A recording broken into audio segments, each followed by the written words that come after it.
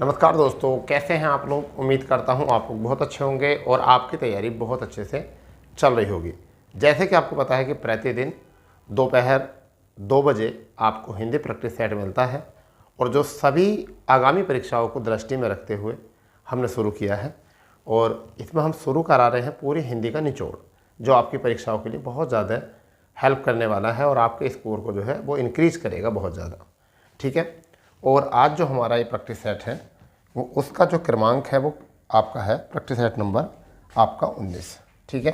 इससे पहले हम 18 प्रैक्टिस सेट जो है आपको करा चुके हैं और ये प्रतिदिन दोपहर 2 बजे आपको देखने के लिए मिलता है। संपूर्ण हिंदी का इसमें होता है निचोड़। ठीक है, क्या होता है? निचोड़ होता है इसमें पूरी तरीके से। और ये किस परीक्षाओं के लिए? जैसे कि अभी आपने देखा होगा 5512 वैकेंसी के लिए बहुत ज़रूरी है हिंदी। ठीक है। और साथ ही साथ बीपीओ और यूपी पुलिस के लिए, यूपी पुलिस सभी परीक्षाओं के लिए ऐसा सहायक है, कनिष्ठ सहायक और यूपी पुलिस। चलिए शुरू करते हैं। हमारा आज का पहला क्वेश्चन क्या है? आज का जो हमारा पहला क्वेश्चन है वो बहुत अच्छा क्वेश्चन है। उसने कहा है, प्रश्न में पहला प्रश्न है, उसने टेढ़ी चाल चली। वाक्य में कौन सा कारक है? ठीक है, कर्म कारक, संबंध कारक, कर्ता कारक और अधिकरण कारक, कर्ता कारक। यहाँ क्वेश्चन बोला है उसने टेढ़ी चाल चली, तो किसने चली बताइए। सबसे पहले आपका मैं कारक बता देता हूँ। कारक होते कितने हैं? तो वो कारक होते हैं 8, जिसमें एक तो होता है आपका कर्ता कारक, ठीक है, और दूसरा होता है कर्म कारक, कर्म कारक, तीसरा होता है करण कारक, करण कारक, चौथा होता है आपका संप्रदान, संप्रदान। कर्ता ने कर्म को करण से संप्रदान के लिए या अपादान, हाँ संप्रदान के लिए अपादान से, अपादान इसे लिख सकते हैं, अपादान। फिर आपका हो जाएगा 5 हो चुके हैं। कर्ता ने कर्म को करण से संप्रदान के लिए अपादान से संबंध, संबंध कारक। फिर आपका हो जाएगा अधिकरण, अधिकरण। फिर उसके बाद में हो जाएगा संबोधन। तो ये आपके होते हैं 8 कारक। अब समझिए, कर्ता ने, तो यहाँ आ जाएगा ने, कर्म को करण से अपादान के लिए संप्रदान से संबंध का की के अधिकरण में पे पर संबोधन है ये। तो उसमें बोला है उसने, तो इसमें क्या आया है? ने। तो क्या हो गया? इसमें कर्ता की प्रधानता है। किसने? तो आपका आ जाएगा कर्ता कारक यहाँ से। ठीक है, यहाँ पर क्वेश्चन आ गया कर्ता कारक। तो कर्म कारक में विभक्ति जो होती है वो बचा वो होती है को, और यहाँ पर जो संबंध में होती है आपके का, की, के, ना, नी, ने, रा, री, रे। अधिकरण में जो होती है वो क्या होती है? में, पे और पर। ठीक है, ये होते हैं। चलिए दूसरे क्वेश्चन की ओर बढ़ते हैं। दूसरा क्वेश्चन जो है वो क्या है हमारा? दूसरा क्वेश्चन बहुत प्यारा क्वेश्चन है, बहुत ही प्यारा क्वेश्चन। इस क्वेश्चन में कहा गया है निम्नलिखित में से कौन सा शब्द स्त्रीलिंग नहीं है? स्त्रीलिंग नहीं है तो क्या होगा? पुल्लिंग होगा। क्या होगा? पुल्लिंग होगा जब स्त्रीलिंग नहीं है। तो संतान अच्छी नहीं है तो क्या है ये? स्त्रीलिंग है। सवारी अच्छी नहीं है तो ये भी क्या है? स्त्रीलिंग है। ठीक है, बुलबुल अच्छी नहीं है तो ये भी क्या है? स्त्रीलिंग है। जबकि भेड़िया भयंकर है तो क्या है ये पुल्लिंग है। तो इस बात को वाक्य में प्रयोग करे करो। जब भी आपका स्त्रीलिंग पुल्लिंग आएगा उस समय पर आपको प्रयोग करना है वाक्य में, और वाक्य में जो क्रिया के साथ आ जाए तो वही हमारा क्या होगा? पुल्लिंग होगा। और स्त्रीलिंग जो होगा उसका पता चल जाता है वाक्य में प्रयोग करने से। ठीक है भाई। चलिए, एक होते हैं नित्य पुल्लिंग, एक आपके होते हैं नित्य पुल्लिंग। नित्य पुल्लिंग कौन से होते हैं? ऐसे जिनका स्त्रीलिंग बनाने के लिए, जिनका स्त्रीलिंग बनाने के लिए हमें मादा का प्रयोग किया जाता है। जैसे आप कह सकते हैं भेड़िया, अब भेड़िया है, इसका पुल्लिंग क्या होगा? तो भेड़ियन तो होगा नहीं, क्या होगा? मादा भेड़िया, मादा भेड़िया, ये तो होते हैं ये पुल्लिंग। एक होते हैं नित्य स्त्रीलिंग, नित्य स्त्रीलिंग। इनका जब पुल्लिंग बनाते हैं, जब इनका जो पुल्लिंग बनाते हैं तो उनके लिए हम क्या लगाते हैं? नर। जैसे आप लिख सकते हैं आप मक्खी, मक्खी लिख सकते हैं, तो मक्खी में क्या लगाएंगे? नर मक्खी। इस बात से ही समझ जाओगे, ठीक है। तो नित्य पुल्लिंग वो होते हैं जिनकी मूल अवस्था जो है पुल्लिंग में प्रयोग की जाती है, परंतु उनको स्त्रीलिंग बनाने के लिए मादा का प्रयोग किया जाता है। नित्य स्त्रीलिंग वो होते हैं जिनका पुल्लिंग बनाने के लिए हम नर का प्रयोग करते हैं। बस इतनी बातें भी सीख कर चलो, ठीक है, क्योंकि यहाँ उभयलिंग नहीं होता। उभयलिंग और नपुंसकलिंग, उभयलिंग और नपुंसकलिंग जो होते हैं, नपुंसकलिंग जो होते हैं ये किस में होते हैं? इस संस्कृत में होती हैं चीज़ें, ठीक है। यहाँ पर हिंदी में केवल 2 ही लिंग होते हैं। हिंदी में जो होते हैं वो लिंग के 2 ही भेद होते हैं, एक तो होता है पुल्लिंग और एक होता है स्त्रीलिंग, इसके अतिरिक्त नहीं, ठीक है। आगे बात करते हैं। तीसरा क्वेश्चन, तीसरे क्वेश्चन में कुछ इसी तरीके से दिया होगा, दिए गए विकल्पों में से कौन सा शब्द स्त्रीलिंग है? लड़का, कुर्सी, पेड़, शेर। वाक्य में प्रयोग करके देखो। लड़का बाजार जाता है, बाजार जाता है ना, तो क्या हो गया? पुल्लिंग।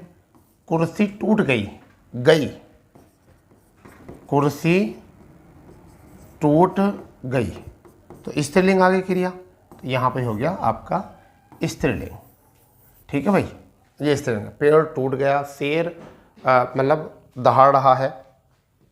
चौथा क्वेश्चन क्या है? चौथा क्वेश्चन क्या है? बढ़िया क्वेश्चन है चौथा भी। चौथा है, निम्नलिखित में से किसका प्रयोग केवल बहुवचन में होता है? केवल बहुवचन, पाठक, प्राण, नदी, स्त्री। तो स्त्री का क्या हो जाएगा? स्त्रियाँ, तो ये हो गया। नदी का क्या हो जाएगा?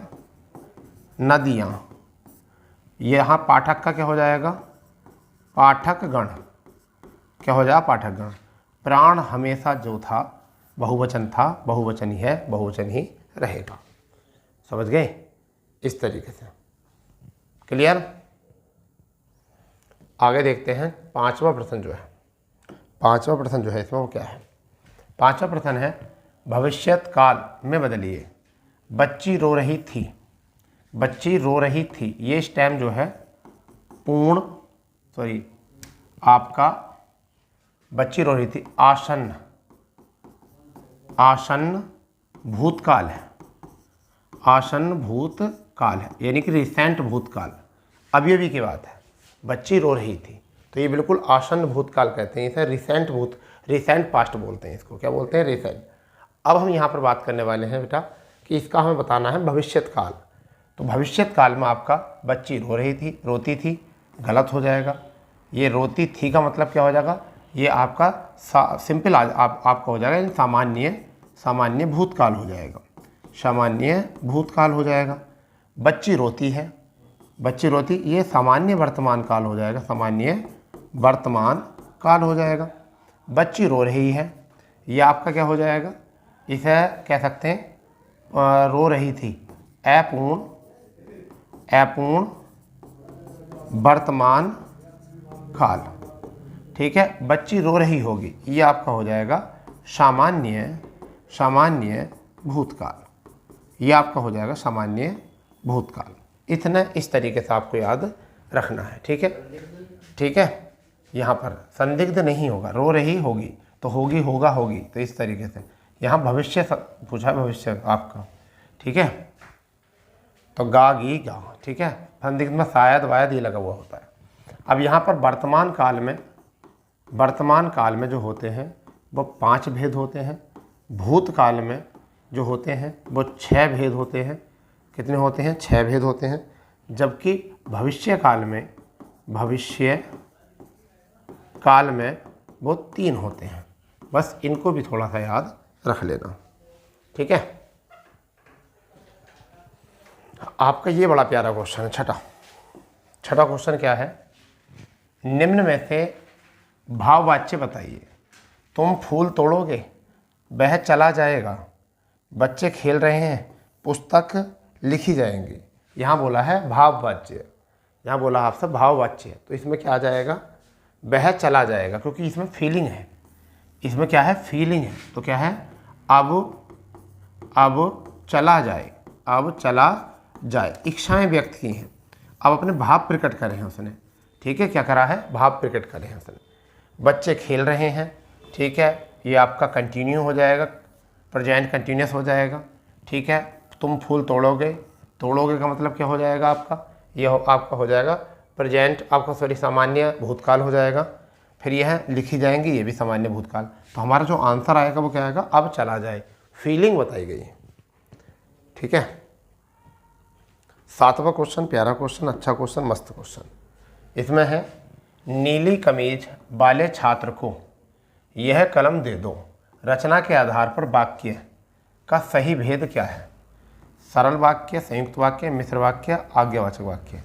देखिए मैं आपको बताना चाह रहा हूँ, वाक्य जो होते हैं वो 2 प्रकार के होते हैं। एक तो होता है अर्थ के आधार पर, अर्थ के आधार पर बेटे यहाँ होते हैं 8। तो आज्ञावाचक जो है उन्हीं 8 में से है, 8 में से है। तो इसका मतलब ये तो है अर्थ के आधार पर, अर्थ के आधार, इसका मतलब ये 3 बचे। अब ये होते हैं रचना के आधार पर, रचना के आधार पर बेटा 3 होते हैं, तीनों की तीनों आपके सामने है। सरल वाक्य में क्या होता है, एक उद्देश्य होता है, एक उद्देश्य होता है और एक विधेय होता है। एक क्या होता है, विधेय होता है। संयुक्त वाक्य में जो होता है 2 या 2 से अधिक वाक्य कंजंक्शन से जुड़े होते हैं, समुच्चय बोधक अव्यय जुड़े होते हैं, समुच्चय बोधक अव्यय से जुड़े होते हैं। ठीक है, समुच्चय बोधक अव्यय से जुड़े होते हैं। मिश्र वाक्य में जो होते हैं, एक गौण वाक्य होता है, एक प्रधान वाक्य होता है, यानी एक आश्रित वाक्य होता है और एक प्रधान वाक्य होता है। इसमें यह होता था, ऊपर है नीली कमीज वाले छात्र को यह कलम दे दो। अब यहाँ पर क्या आ जाएगा, यहाँ सिंपल बात है, एक उद्देश्य है, एक विधेय है, आपका आंसर आ जाएगा सरल वाक्य। क्या आ जाएगा, नीली कमीज वाले विद्यार्थी को आप क्या दे दो, कलम दे दो। तो क्या दे दो, कलम दे दो, किसे दे दो, अब नीली कमीज वाले को, समझ गए। तो एक उद्देश्य हो गया, एक विधेय हो गया। ठीक है, अब बात करते हैं यहाँ पर उद्देश्य क्या होता है और विधेय क्या होता है। उद्देश्य क्या होता है और विधेय क्या होता है, उद्देश्य और विधेय क्या होता है, विधेय क्या होता है, समझ गए नहीं। राम क्रिकेट खेलता है, ठीक है, तो ये हो गया इसका विधेय, ये हो गया इसका विधेय और ये हो गया उद्देश्य। ठीक है, अब बच्चे उल्टा लगा कहते हैं क्रिकेट खेलना उद्देश्य समझ लेते हैं, जबकि संज्ञा सर्वनाम कर्ता जो होता है वो उद्देश्य होता है और बाकी जो बच्चों का कचरा होता है वो आपका विधेय होता है। 8वां क्वेश्चन जो है वो क्या है, 8वां क्वेश्चन है, अपने हाथ से स्वयं काम करो। शुद्ध वाक्य को होगा वाक्य का, अपना काम स्वयं करो, अपने से अपना काम करो, स्वयं से काम करो, हाथ से अपना, तो तीनों ही गलत हैं। ठीक है, तो ये है, कहते नहीं अपना काम स्वयं करो, यही आपका सही हो जाएगा, अपना काम स्वयं करो, बिल्कुल सही हो जाएगा। ठीक है, चलिए क्वेश्चन है 9वां, अर्धविराम क्या है। अर्धविराम क्या है, तो देखिए ये तो है आपका पूर्ण विराम, पूर्ण विराम, ये आपका अल्प विराम, अल्प विराम, ये आपका अर्ध विराम, अर्ध विराम, और ये आपका प्रश्नवाचक, प्रश्नवाचक, ये होते हैं। तो आपका आंसर जो रहा है वो कौन सा रहा है, सी। ठीक है, एक होता आपका योजक चिन्ह,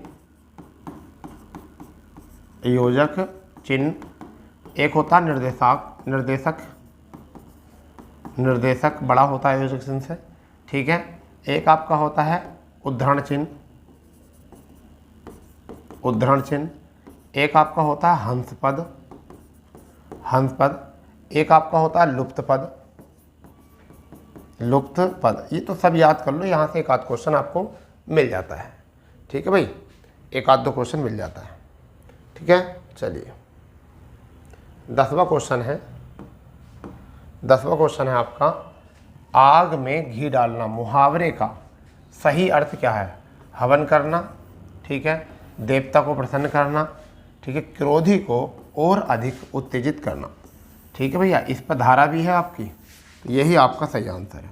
ठीक है, ये बिल्कुल गलत है। यह है क्रोधी को और अधिक उत्तेजित करने का काम कहते हैं। जैसे गाँव में अगर झगड़ा हो जाता है तो 4 आदमी बात को झगड़े को निपटाते हैं, तो उसमें क्या होता है कि एक आदमी आता है और कहता है अरे भाई तुझे तो उसने कलुआ कहा था। अरे अच्छा, अभी तो मैं सुन कर रहा था मोटू कहा था, अब कलुआ भी कह दिया। कह रहे हाँ। कहते हैं तो ठीक है। अब वो दूसरे कह रहे भाई हम तो झगड़ा निपटा रहे थे, तूने और आकर आग में घी डाल दिया। तो ऐसी कंडीशन जो होती है उसे कहते हैं एक तो क्रोधित था और उसे पहले से उत्तेजित कर दिया और भी, समझ गए नहीं। तो ऐसी कंडीशन होती है। गाँव में जब जाओगे, एक और बात मेरी बात समझ लीजिए, जब भी कभी गाँव में जाओ, किसी भी गाँव में जाओ, तो सिखाने के पर्पज़ से कभी मत जाना। अपनी मनसा बना लेना कि गांव में सीखने के पर्पज़ से जाना। और जब सीखने के पर्पज़ से जाओगे तो बहुत कुछ सीखने मिलेगा। ठीक है, बहुत कुछ अनुभव होगा और बहुत कुछ चीज़ों का जो है आपको एहसास भी होगा। ये बात माइंड में रख लेना। ठीक है, आगे 11वां क्वेश्चन जो है वो बहुत प्यारा क्वेश्चन है, अच्छा क्वेश्चन है, बढ़िया क्वेश्चन है। ठीक है, अब देखिए क्या है वो 11वां क्वेश्चन है, गर्व करना विकल्पों में से किस मुहावरे का अर्थ है? तो एक तो होता है गर्व और एक होता है गर्भ। तो ये गर्भ जो होता है वो प्रेगनेंसी को बोलते हैं, गर्भ कहते हैं प्राउड को। तो ठेर कर चलना, दिन काटना, ओले पड़ना, डी घांकना। तो ये क्वेश्चन अच्छा है, एग्जाम में आता भी है बहुत बार। तो क्या होगा? ऐंठ कर चलना, ऐंठ कर चलना। ठीक है, मान लीजिए तुमने कोई काम कर दिया, एक ट्रैक्टर फंस गया था कहीं और आपने कहा चलो भाई हम सहारा दे देंगे, और आपने जो है हाथ लगाए और उसका पहिया उठवा दिया 2 आदमियों के साथ। फिर तो तुम सलमान खान हो गए, उस ज़माने के बन गए सनी देओल कि बाबू मोशाय 2.5 किलो का हाथ नहीं, ठीक है, ये 5 किलो का हो चुका है, जिसके ऊपर पड़ जाता है वो उठता नहीं, उठ ही जाता है, कुछ इस तरीके से। तो फिर तो तुम फूल फाल के चलोगे। उसे कहते हैं प्राउड करना, गर्व करना, ऐंठ कर चलना। ठीक है, ये होता है। 12वां क्वेश्चन, अरे वाह, इस पर तो बहुत कहावतें हैं भाई। घाट घाट का पानी पीना, घाट घाट का पानी पीना लोकोक्ति का उपयुक्त अर्थ है। अनेक क्षेत्रों का अनुभव होना, जीवन में स्थिरता का अभाव होना, दर दर भटकना, परोपकार के लिए यहाँ वहाँ घूमना। बढ़िया क्वेश्चन है, अच्छा क्वेश्चन है। क्या होगा? तो यह होता अनेक क्षेत्रों का अनुभव होना। जैसे कि आपने पता चला ए कोचिंग पर कोचिंग की, बी कोचिंग पे कोचिंग की, सी कोचिंग पे की, डी पे की, कहीं ई पे जाकर आपने अपना अनुभव दिखा दिया। तो कहते हैं अरे भाई तुम लोग घाट घाट का पानी पिए हो, तुम्हें तो बहुत अनुभव है, सब चीज़ों का अनुभव है। ठीक है, तो इसका मतलब होता है कि आपको अनेक क्षेत्रों में अनेक क्षेत्रों का अनुभव होना। मतलब कैसे कि आप जो है आप पढ़ाई भी करते हैं, ठीक है, तो आप छात्र अच्छे हैं, आप छात्र अच्छे हैं, आप खेती करते हैं, खेती करते हैं तो आप किसान अच्छे हैं, क्या अच्छे हैं? किसान अच्छे हैं। ठीक है, आप दुकान पर बैठते हैं, अपनी दुकान पर बैठते हैं तो दुकानदार अच्छे हैं, दुकानदार अच्छे हैं। ठीक है, आप रिश्तेदारों में बैठते हैं, रिश्तेदारों में बैठते हैं तो वो आपको कहते हैं फिर कि भाई तुमने तो सारे काम अच्छे कर रखे हैं, यानी कि आपने घाट घाट का पानी जो है पी रखा है। 13वां क्वेश्चन क्या है? वाह भाई वाह, ये आजकल बहुत चल रहा है। छछंदर के सिर पर चमेली का तेल, लोकोक्ति का सही अर्थ क्या होगा? दान के लिए सुपात्र न होना, गंजे व्यक्ति के सिर पर सुगंधित तेल लगाना, बिल्कुल अनपढ़ व्यक्ति को धन मिलना, अयोग्य व्यक्ति को अच्छा पद मिलना। ये बहुत होता है, इसी को कहते हैं। मतलब क्या है इसमें? छछंदर के सिर में चमेली का तेल, यानी अयोग्य व्यक्ति को क्या होना? एक अच्छा पद मिलना। सपोज़ करो कि एक तो बच्चा पुलिस में लगा है बहुत मेहनत करके, तो वो पारिवारिक है, अच्छे से मेहनत करी है उसने, तो वो सबसे अच्छे से बात भी करेगा, अच्छे से प्यार से बात भी करेगा और सबकी फीलिंग को भी समझेगा। तो ऐसी कंडीशन में तो ठीक है। और एक आदमी ऐसा ही था कि बस एग्ज़ाम इंटर पास करा मेरिट में नंबर ठीक आ गए थे, मेरिट से भर्ती हो गया, उसे ना ये पता कि कितना संघर्ष करना पड़ता नौकरी के, ना कुछ। तो कुछ उसका ऊपर आदमी बोल रहे थे कि भाई छछूंदर के सिर में चमेली का तेल हो गया है, तो ये इस भर्ती इस पद के लिए तो था ही नहीं, परंतु पता नहीं ऐसा भर्ती किसने कर लिया, तो ऐसा बोल देते हैं। इसलिए अनुभव बहुत होना जरूरी है आपको, नौकरी कोई भी करो आप। 14वां क्वेश्चन जो है वो क्या है, 14वां क्वेश्चन जो है वो क्या है, वो 14वां क्वेश्चन है, किसे अर्थ के लिए अर्थ अनुवाद किसको कहा जाता है। यानी किसे अर्थ के लिए, किसी अर्थ के लिए होगा, किसी अर्थ के लिए अर्थ अनुवाद किसे कहा जाता है। भावानुवाद को, रूपांतरण अनुवाद को, शब्द अनुवाद को, बर्तन अनुवाद को। ये मोस्ट है आपके लिए। तो किसे कहा जाता है, रूपांतरण अनुवाद को। क्या कहा जाता है, रूपांतरण। तो वाक्य में ऊपर ही दे दिया था, किसी अर्थ के लिए अर्थ अनुवाद, यानी किसको कहा जाता है, उसके अर्थ को परिवर्तित करने को कहा जाता है। अब परिवर्तित करने का मतलब क्या होता है, रूपांतरित अनुवाद करना, उसकी जो है काया पलटना। ठीक है, किसी अर्थ के लिए अर्थ का अनुवाद क्या किसको कहा जाता है। ठीक है, वैसे 1 मिनट ज़रा देख लेंगे सही बात क्या हो जाएगा। 1 मिनट, किसी अर्थ के लिए अर्थ अनुवाद किसको कहा जाता है, तो भाव अनुवाद हो जाएगा। फिर तो क्या हो जाएगा, भाव अनुवाद हो जाएगा। क्या हो जाएगा भैया, भाव अनुवाद। चलो एक बार देख लेंगे इसे बाद में। आगे है 15वां क्वेश्चन है। 15वां क्वेश्चन आपका सामने है, बहुत प्यारा क्वेश्चन है। निम्नलिखित बोलियों में से पूर्वी हिंदी किस की बोली नहीं है। अवधी, भोजपुरी, छत्तीसगढ़ी, बघेली। मोस्ट है। ठीक है, पूर्वी हिंदी जो होती है वो किस में आती है, ये भी आपको पता होना चाहिए। तो देखिए पूर्वी हिंदी जो आती है कहाँ पर, तो सबसे पहला अगर मैं बात करूँ, ये तो आपकी आती है पूर्वी हिंदी जो आती है अर्धमागधी में आती है। अर्धमागधी, ये है अपभ्रंश का भेद। अपभ्रंश, अपभ्रंश के 6 भेद होते हैं, कल बताए थे। अर्धमागधी में जो आता है वो अवधि आती है। कौन सी आती है, पूर्वी हिंदी में, सॉरी। अर्धमागधी का क्या भेद है, पूर्वी हिंदी। तो पूर्वी हिंदी, अब पूर्वी हिंदी में जो आती है वो क्या आती है, एक तो भोजपुरी आती है, सॉरी, एक तो आप क्या जाएगी छत्तीसगढ़ी, छत्तीसगढ़ी, और एक आप क्या जाएगी बघेली,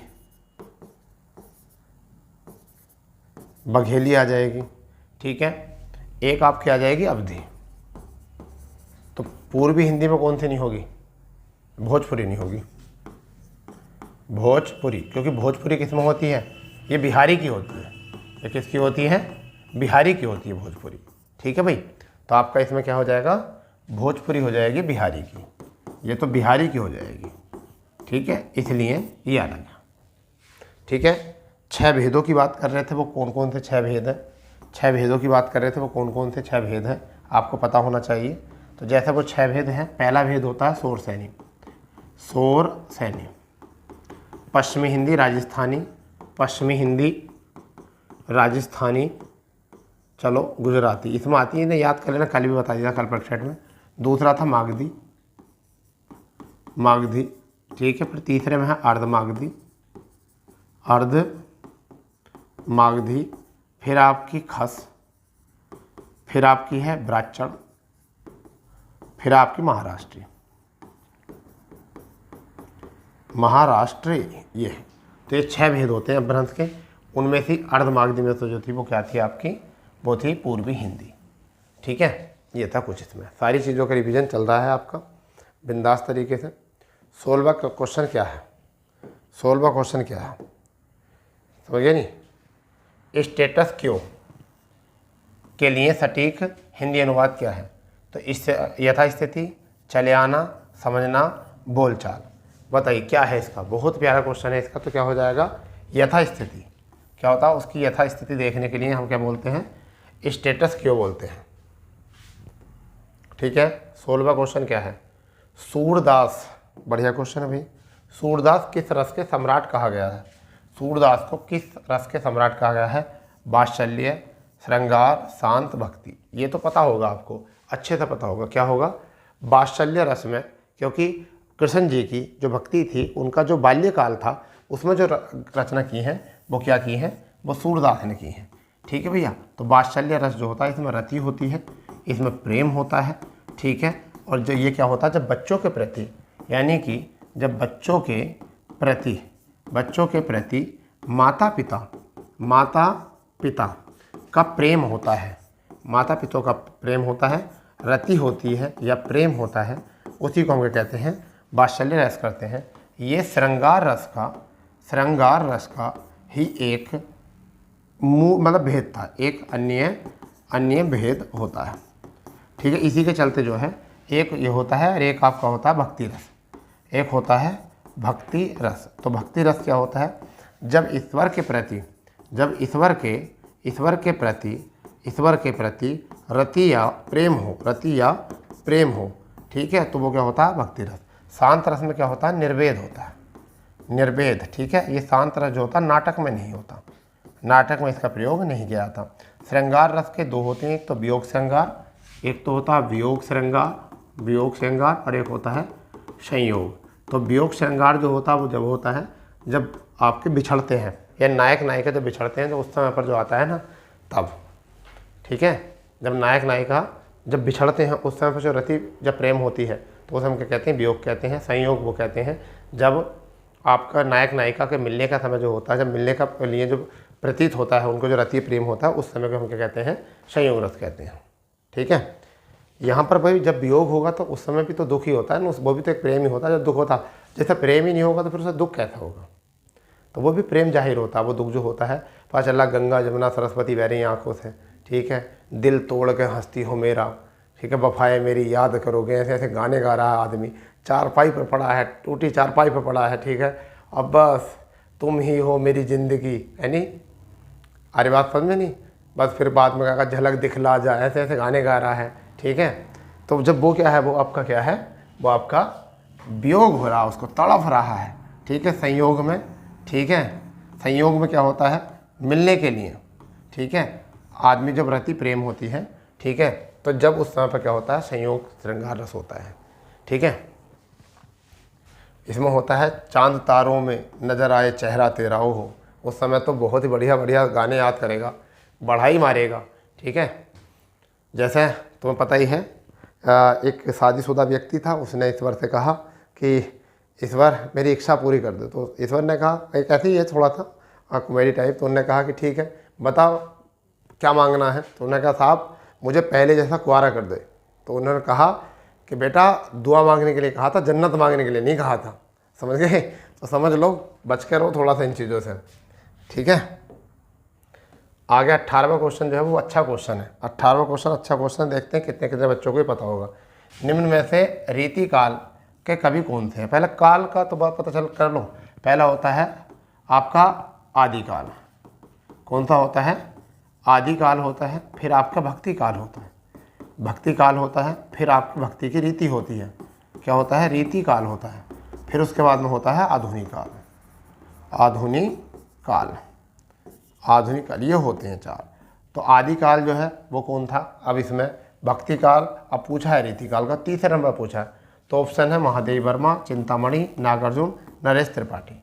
ठीक है, इंपॉर्टेंट है यहाँ पर। तो अब देखिए क्या, महादेव वर्मा तो किसकी हो जाएंगे? वो हो जाएंगे शायद आपकी भक्ति काल की। नागार्जुन तो इसमें आपका हो जाएगा रीति काल का चिंतामणि। कौन सा हो जाएगा? चिंतामणि, इनकी रीति थी। ठीक है, आदिकाल में क्या बताया था?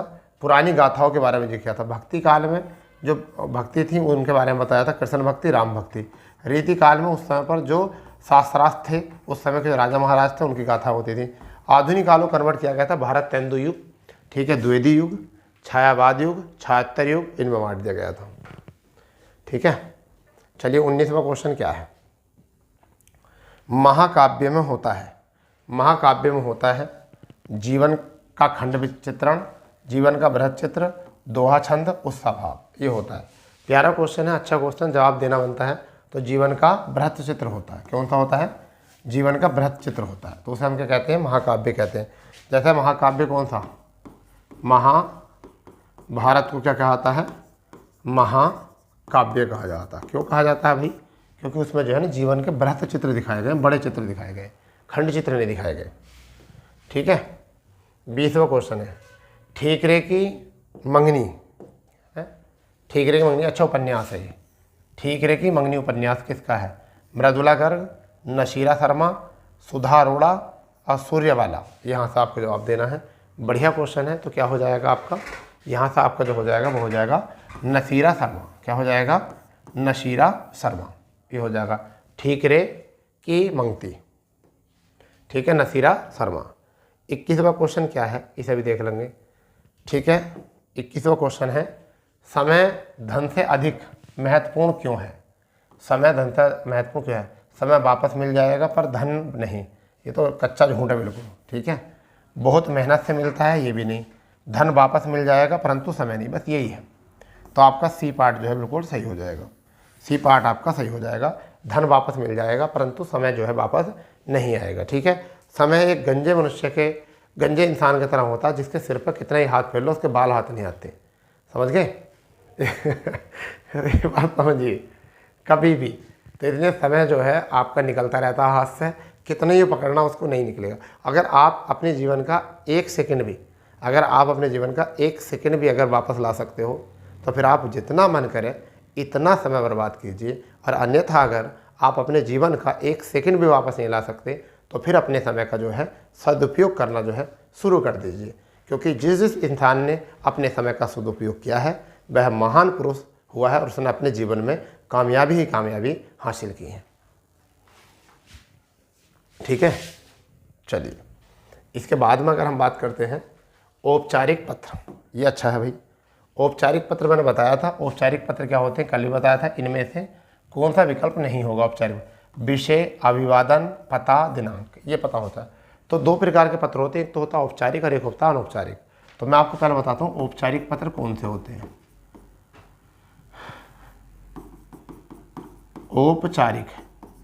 औपचारिक पत्र ये कैसे होते हैं।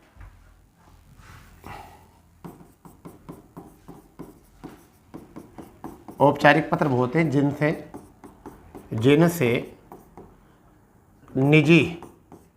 निजी रक्त संबंध या मित्रता या सगे संबंधी न हो, उन्हें हम क्या कहते हैं औपचारिक। अनौपचारिक वो होते हैं जिनमें होते हैं ये, समझ गए नहीं, दो प्रकार के होते हैं। तो जब आप समझ लिए आप प्रिंसिपल को लिखने के लिए गए कोई पत्र, सरकार को कोई पत्र लिखा तुमने, जैसा कोई लेटर आता आपके पास, जैसा आज भी यूपी पीएससी से एक लेटर आया था, क्या उसमें विषय था, नहीं ना, तो वो औपचारिक पत्र था। तो इसमें विषय नहीं होता। ठीक है, अभिवादन भी होता है, पता भी होता है, दिनांक भी होता है। समझ गए, आरी बात समझे नहीं। औपचारिक पत्र में अभिवादन क्या होता है, अभिवादन क्या होता है, अभिवादन नहीं होता। एक सेकेंड मैंने गलत बोल दिया, अभिवादन नहीं होता, क्योंकि अभिवादन जो होता है वो किस में होता है, अनौपचारिक पत्र में होता है। ठीक है, क्या होता है अनौपचारिक पत्र में। आगे 23वां क्वेश्चन क्या था, 23वां, छात्रों के लिए समय का सदुपयोग अधिक आवश्यक क्यों है। देखिए अभी मैं इसी की बात बोल रहा था आपको, क्या जो इसकी महत्ता समझते हैं वह सफल होते हैं, सदुपयोग करने से सदा विफल होते हैं, कभी भी सफल नहीं होते हैं, सदा पीछे रह जाते हैं। तो क्या है, जो इसकी महत्ता, ठीक है, जो इसकी महत्ता समझते हैं वह सफल हो जाते हैं। तो यही पार्ट जो है इसका सही हो जाएगा, यानी कि ए पार्ट हमारा बिल्कुल सही हो जाएगा। ठीक है, ए पार्ट जो है हमारा बिल्कुल सही हो जाएगा, क्योंकि जो इसकी महत्ता को समझेंगे, मैंने अभी तो बताया था इस बात को। ठीक है, 24वां क्वेश्चन है, छोटे संबंधियों को पत्र में संबोधन क्या लिखते हैं। जो छोटे सगे संबंधी होते हैं उन्हें क्या कहते हैं, चिरंजीवी, हितैषी, पूजनीय, परम पूज्य। ये भी नहीं किया जाता, पूजनीय जो कहा जाता है वो सम्मानित व्यक्तियों को कहा जाता है, परम पूजनीय उनसे भी सम्मानित, हितैषी अपने मित्रों को कहा जाता है, चिरंजीवी छोटे पुत्रों को। तो यहाँ पर क्या हो जाएगा, ए हो जाएगा। चिरंजीवी जो कहा जाता है छोटे को कहा जाता है। ठीक है, तो आपका हो जाएगा ए यहाँ से। 25वां क्वेश्चन जो है क्या है, कक्षा 10 के छात्र ने अपना अनुपस्थिति दंड माफ कराने के लिए प्रधानाध्यापक को पत्र लिखा है। व्यापारिक पत्र, आवेदन पत्र, व्यावसायिक पत्र, निमंत्रण पत्र। तो क्या हो जाएगा, आपका हो जाएगा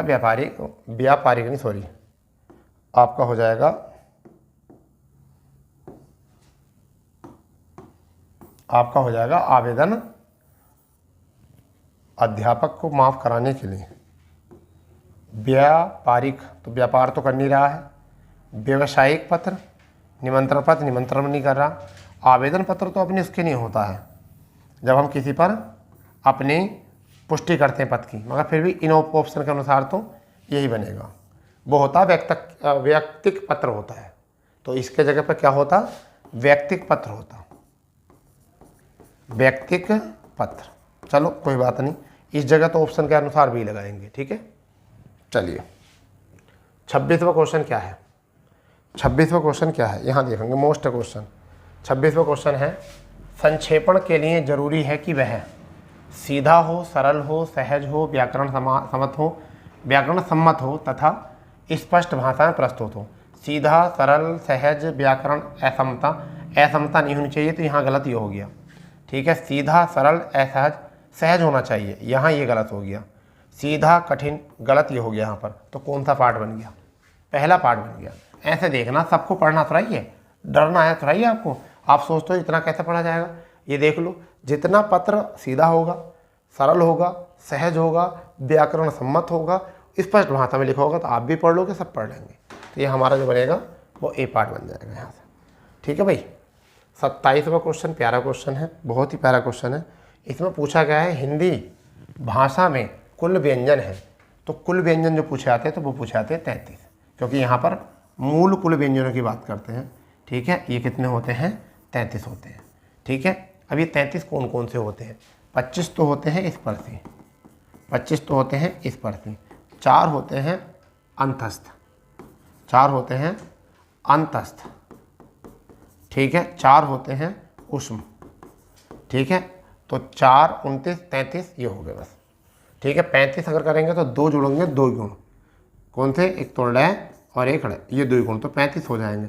फिर 4 और जुड़ेंगे तो कितने हो जाएंगे, संयुक्त, तो 4 जुड़ के 39 हो जाएंगे। इस तरीके से जो होते हैं 52 बनते हैं, क्योंकि 13 हो जाते हैं आपके इस स्वर, मगर मूल जो होते हैं वो 33 ही होते हैं। 28वां क्वेश्चन जो है वो कौन सा है, 28वां क्वेश्चन है, निम्नलिखित में से कौन से शब्दों में अनुनासिकता है, संभव, संभावना, संभावना, संभावित।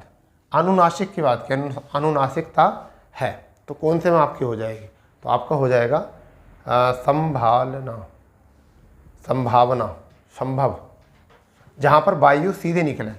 अनुनासिकता होती है जहाँ पर वायु सीधे निकले, तो संभव तो अंकी बिंदी हो जाएगी, संभावना, संभालना, संभावित, तो ये तीसरा हो जाएगा, क्या हो जाएगा, तीसरा, बस, ठीक है। 29वां क्वेश्चन है, स्वर, स्वर किसका भेद है, स्वर किसका भेद है, संधि का, समाज का, लिंग का, वर्ण का। तो किसका होता है, वर्ण का भेद होता, समझ गए नहीं, किसका होता है, वर्ण का भेद होता। चलिए इसके आगे 30वां क्वेश्चन है, कोई और सही है, अच्छा 31 भी है, एक और बढ़ा, चलो 30 देख लेते हैं। 30वां क्वेश्चन है, पुल्लिंग परिवर्तन का सही विकास, सम्राट, सम्राज्ञी सम्राट होता, सही है, का ठाकुराइन का ठाकुर होता है, रानी का राजन राजा होता है, कवियत्री का कवि होता, फिर तो ये दोनों ही गलत हो गया। तो राज का रानी, राजा का रानी, तो यहाँ पर हम तो बी करेंगे, यहाँ पर क्या करेंगे, बी, क्योंकि कवि का सम्राज्ञी, अच्छा सही बोला है, सॉरी मैंने सोचा कुछ और, तीनों ही गलत है इसमें तो वैसे। एक सेकेंड, क्या है, सही है, बोलो नहीं होता क्या, सम्राट का क्या होता है, सम्राज्ञी, क्योंकि कवियत्री जो होता है, कवयित्री जो होता है वो किसका होता है, कवि का, ठीक है। ठाकुर का क्या होता है, ठाकुर का, ठाकुर लिखा हुआ है, तो ठाकुर का क्या होता है, ठाकुराइन होता है, ठाकुराइन, ठीक है। रानी, राजा का क्या होता है, राजा का क्या होता है, रानी होता है, ठीक है, ये होते, तो ये वाला सही है। आगे है 31वां क्वेश्चन, आज एक क्वेश्चन और बढ़ा दिया है, देखते हैं क्या है इसमें।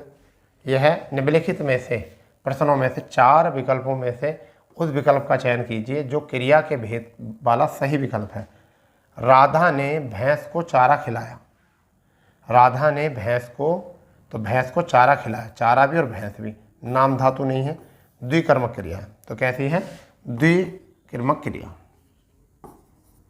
द्विकर्मक क्रिया, तो जहाँ पर द्विकर्म होते हैं वहाँ पर क्या होगी, द्विकर्मक क्रिया होगी, ठीक है भाई। तो ये था आज का प्रैक्टिस सेट, मैं उम्मीद करूँगा कि आप लोगों को बहुत अच्छे से समझ में आया होगा। अगर आप भी चाहते हैं हिंदी अपनी बहुत बढ़िया करनी, तो आप पहले तो एक हमारी हिंदी की प्लेलिस्ट बनी हुई है थ्योरिकल, उसको देख लेंगे, और उसी के साथ साथ जो है आप प्रैक्टिकल भी देख सकते हैं, और फिर आपकी हिंदी जो है बहुत अच्छे से और मजबूत हो जाएगी, बहुत अच्छे से। ठीक है, चलिए तो मिलते हैं कल अपने इसी अपडेट पर और इसी समय। जब तक के लिए जय हिंद, जय भारत, वंदे मातरम।